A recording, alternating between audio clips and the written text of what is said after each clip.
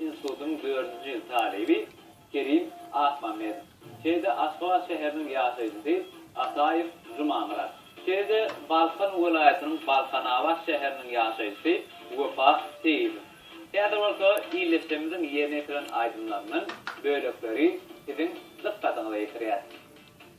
Yaydırnam kuş dediğime sen durnan olur dünya. Ben ara kuş dediğime sen durnan olur dünya.